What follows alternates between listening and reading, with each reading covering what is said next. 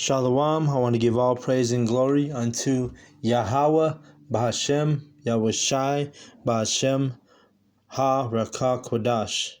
Double honors goes out to the elder apostles of Great Millstone for teaching us this truth. Also, I want to acknowledge all the Akyam who are pushing this truth with sincerity. Alright, so I'm going to start out in Matthew chapter 13, and I'm going to start at 3. And this is dealing with the parable of the sower, all right? So the word sow or sower, it means to plant seed or, to be sown, to become pregnant, be made pregnant. So basically, like, you're sowing, if you're planting seeds for a garden, that would be considered like sowing, So this is the parable of the sower, okay? What it's going in on. Starting at verse 3. And he spake many things unto them in parables, saying, Behold, a sower went forth to sow. And when he sowed, some seeds fell by the wayside, and the fowls came and devoured them up. All right, so this is going into, this sower is a parable for, the true men of Yahweh and the ones who are just, part-time prophets or whatever you want to call them. They're not true prophets. Just like with the seeds, we're going to read about it. Verse 4, I'm going to read again. And when he sowed, some seeds fell by the wayside, and the fowls came and devoured them up. So a fowl is a bird. If you're planting seeds and, you don't put them in the earth, well, then the birds will just eat them, You have to actually, plant them, bury them. So let's keep reading. 5. Some fell upon stony places where they had not much earth, and forthwith they sprung up, because they had no deepness of earth. And when the sun was up, they were scorched, and because they had no root, they withered away. All right, so if you don't have no root or no depth in this truth, you're not going to be able to endure, especially with these times we're coming in. We're coming into Jacob's trouble. Matter of fact, my county is going into lockdown tomorrow at 8 a.m. So, these things are going to they're going to pick up in these days. And we're going to be greatly oppressed, But we have to remember the days will be shortened for the elect's sake. All right. Verse 7. And some fell among thorns, and the thorns sprung up and choked them. But other fell into good ground and brought forth fruit, some 100-fold, some 60-fold, some 30-fold. Who hath ears to hear, let him hear.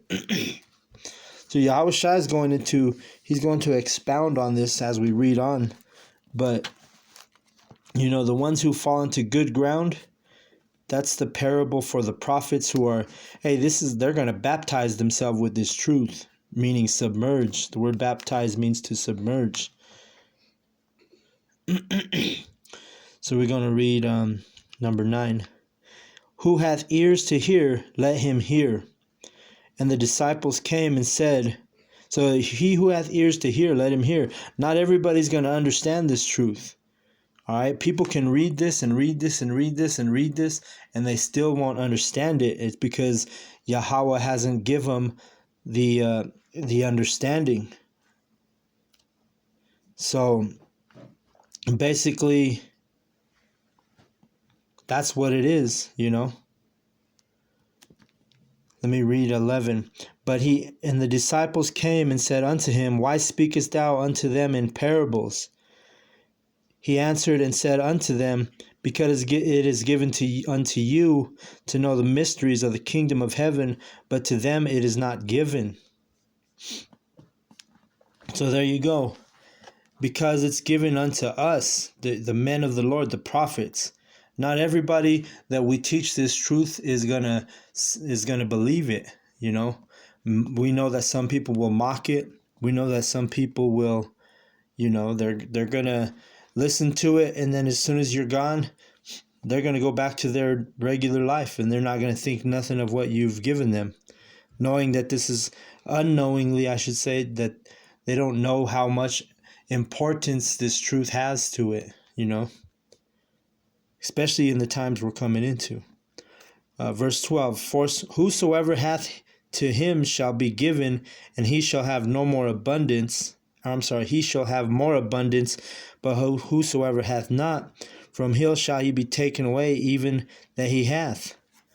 All right, so that's how powerful this truth is, During these Jacob's trouble, what we're about to go into, hey, you're not gonna have abundance.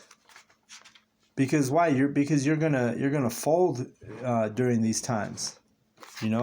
Let's actually go to the precept for that. It's in 2nd Esdras, and we're gonna go to 2 and 27. It says, "Be not weary, for when the day of trouble and heaviness cometh, others shall weep and be sorrowful, but thou shalt be merry and have abundance. The heathen shall envy thee, but they shall be able to do nothing against thee, saith the Lord. My hand shall cover thee, so that thy children shall not see hell." Okay, so there it is. As an elect, as a prophet, if Lord willing, all of the men in GMS are in that number. Hey, we're going to be covered by the hands of Yahweh, even in these dark times we're entering into. You see?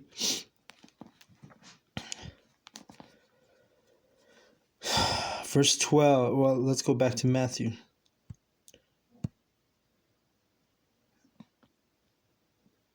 (13 and 12). For whosoever hath, to him shall be given, and he shall have more abundance. But whosoever hath not, from him shall he be taken away, even that he hath. Verse 13. Well, let's go to a different precept, because let's go to see what Luke 8:18. Take heed therefore how ye hear, for whosoever hath, to him shall be given, and whosoever hath not, from him shall be taken, even that which he seemeth to have. You see, so all of the disciples were speaking on this, And why did they know? Because Yahushua taught them, He was telling them about things that were to come. And now it's manifesting. We're literally living in these times where these things manifesting, Back to Matthew 13. And 13 we'll start at. Therefore I speak to them in parables, because they seeing not, and hearing they hear not, neither do they understand. So you can tell a Christian this, and they don't understand what you're telling them, Why? Because they've been taught lies their whole life. So don't get upset when you try to teach this to your family members, and they can't grasp the understanding. Because why? Because it's already been written. It's not for everybody. This truth is not for everybody. All right. Verse 14. And in them is fulfilled the prophecy of Isaiah, which saith, By hearing ye shall hear, and shall not understand, and seeing ye shall see, and shall not perceive. You see? They don't understand, they don't perceive. They can't believe you when you tell them that the chariots are the so-called UFOs. They don't believe you when you tell them that Yahweh Shai was a so-called Negro from the tribe of Judah. What's the proof? Because you'll tell them, and then a week later you'll see them posting, Jesus Christ on their timeline, on social media. Verse 15. For this people's heart is waxed gross, and their ears are dull of hearing, and their eyes have closed, lest at any time they should see with their eyes, and hear with their ears, and should understand that their heart and should be converted, and I should heal them. You see?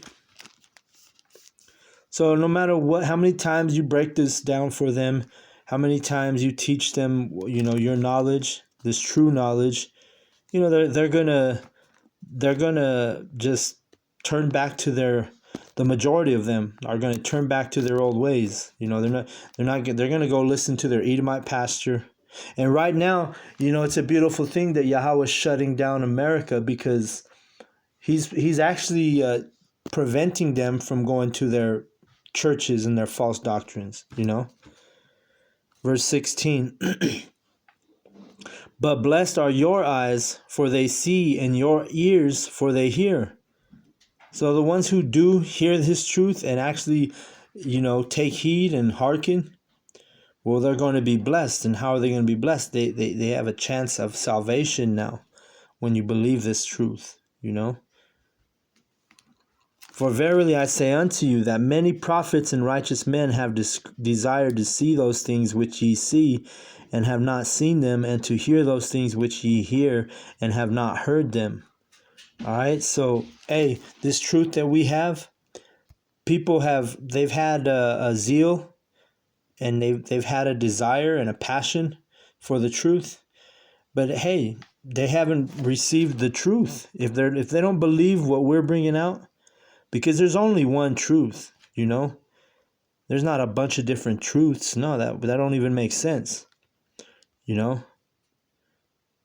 There's one truth, all right, and there's no debating that, all right. Like the Apostle Tahar says, hey, we're not going to compare notes. We're not going to debate you. No, there's one truth, and it dwells with GMS. And only the wise can see this.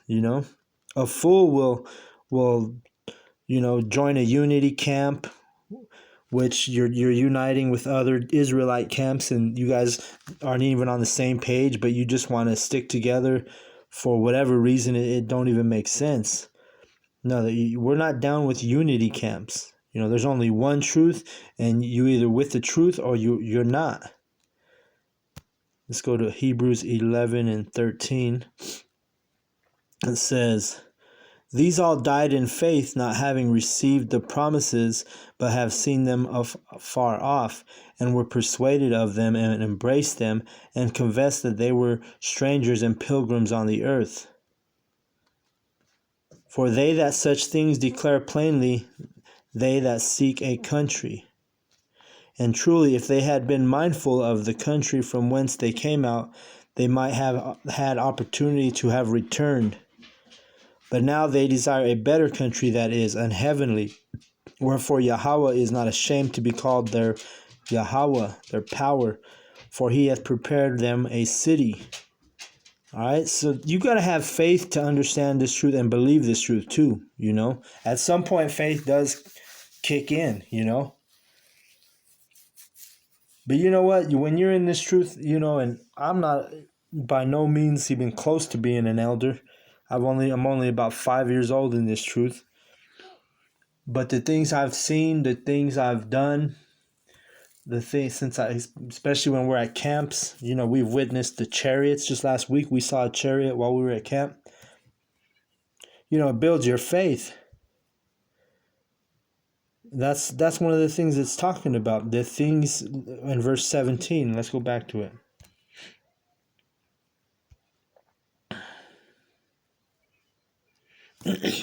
For verily I say unto you, that many prophets and righteous men have desired to see those things which ye see, and have not seen them, and to hear those things which ye hear, and have not heard them.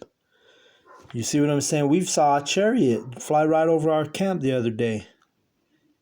Possibly our last camp too, because they're shutting down the cities, We're unable to go out, and we're approaching that famine of the word, Let's bring that out. Amos, I think it's an 8:11 maybe. Yep. Amos 8:11. Behold, the days come, saith Yahweh thy power. I will send a famine in the land, not a famine of bread, nor of thirst for water, but of hearing the words of Yahweh.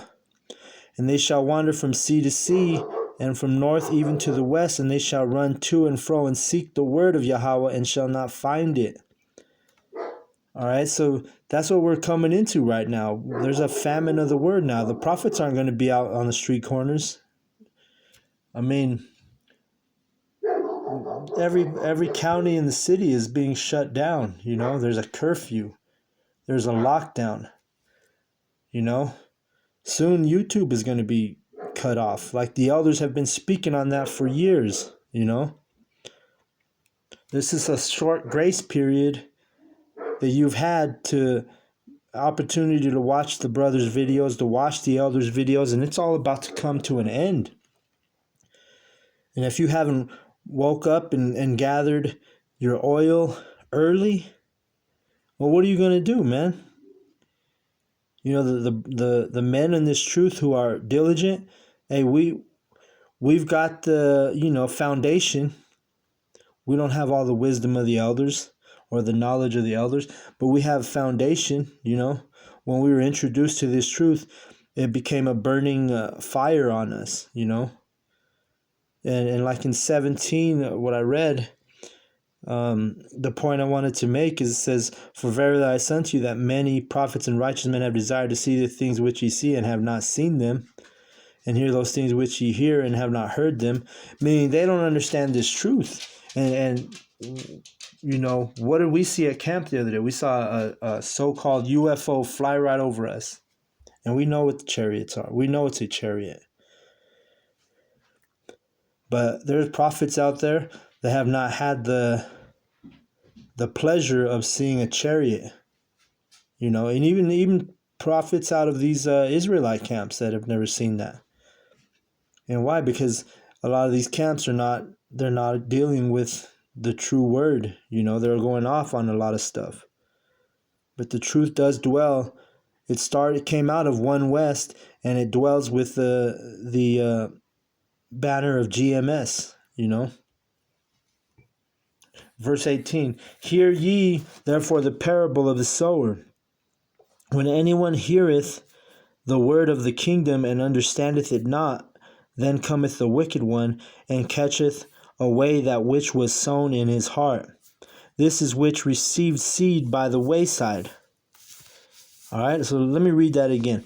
"When anyone hear the word of the kingdom and understandeth it not, then cometh the wicked one, and catcheth away that which was sown in his heart. This is which he received seed by the wayside." So see, these are just telling you which kind of people, are pertaining to the sower. What kind of person you are. This one tells you this is when you heard the word, and you didn't get the understanding, but you heard it. You heard the prophets on the street, but then here comes some Edomite pastor, and he's telling you, "Oh no, Jesus loves everybody." When we just gave you a breakdown on how Yahweh Shai only loves the Israelites and only prays for the elect. I mean, we can pull those verses out, left and right, but yet you're not going to believe it. Because why? Because the wicked one's going to come over here and in a false doctrine and tell you, hey, Jesus loves everybody, and you leave that day, and you look nothing into it. You don't look into it. You just go with the feel good prosperity doctrine and believe, hey, his name's Jesus. You believe that he came for the whole world. You didn't take no time to be diligent and research, do your own research. And so that's that parable that you're compared to. It says this, the wicked one comes around and catcheth away that which was sown in his heart, meaning your mind. This is which he has received seed by the wayside. So you have no substance, man. All you have is what the wicked one, who's the wicked one? It's this Edomite. And you have his false doctrine and image in your head. You go sit down and pray, and a white Jesus pops up in your head. That's you by the wayside.